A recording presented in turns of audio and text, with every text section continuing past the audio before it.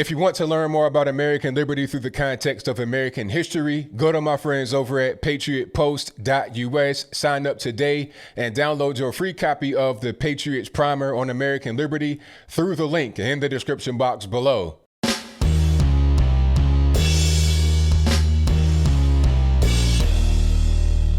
How's everybody doing? My name is Anthony Brian Logan, and today we got to talk about Bernie Sanders dropping out of the 2020 presidential race to make way for Joe Biden to be the 2020 Democratic presidential nominee.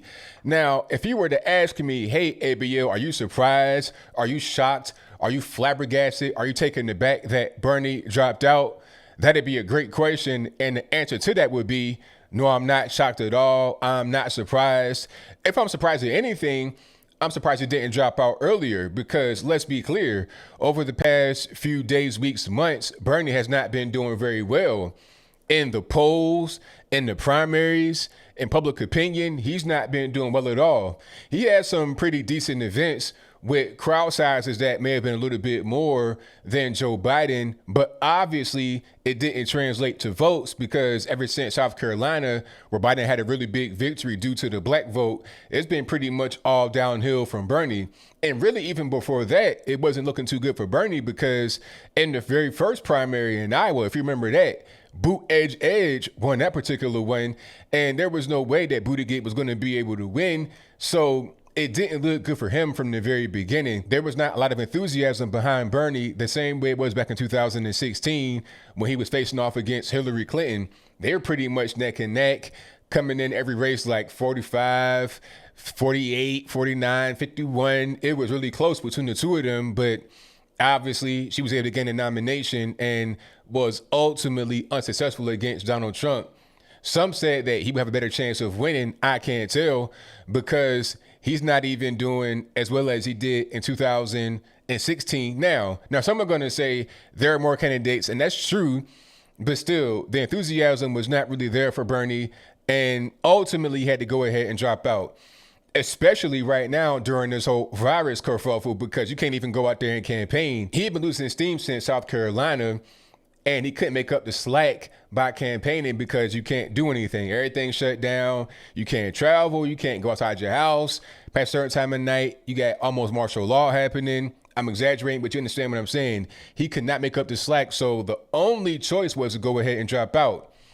Also, indicated that he would go ahead and drop out soon was when he said a few months ago that if they did not get the necessary votes and delegates to reach the automatic nomination qualifier in the Democratic Party, that if Joe Biden got the plurality of the votes, meaning more votes than Bernie, the most out of everybody else, but not the actual required number, he'd go ahead and drop out, which means he would not try to go to the convention and contest it.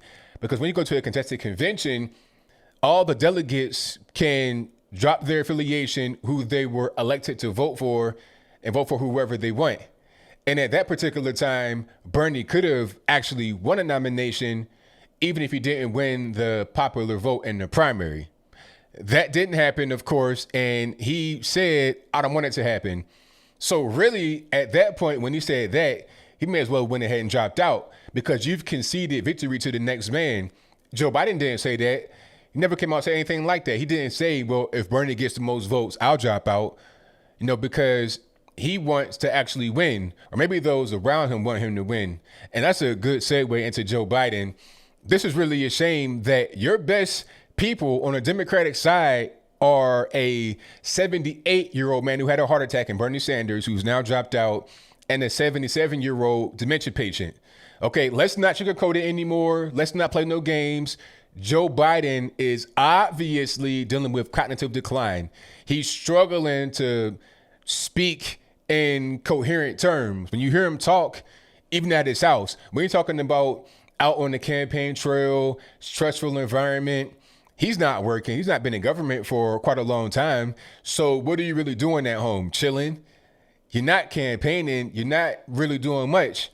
Maybe you do some cold calls. What are you really doing? Even though he's in a low stress environment at home, quarantining, he can still barely talk. He can still barely string together sentences. So it's like, what's really going on with you? Obviously, there's mental decline. It's really a shame that the best the Democratic Party could do is this man who obviously has no business being out there on the campaign trail. But the Democrats don't care. Every Democrat almost has come out and supported Joe Biden. I think, what's my man's name from South Carolina? John Lewis. Is that his name? He came out and supported Joe Biden. Who else? Kamala Harris came out and supported Joe Biden, although I thought Joe Biden was a racist white man because of his stance on being an anti-busser. Everybody's come out and supported Joe Biden. I think Pocahontas may come out and support Joe Biden. I think she did so kind of loosely, but not all the way here.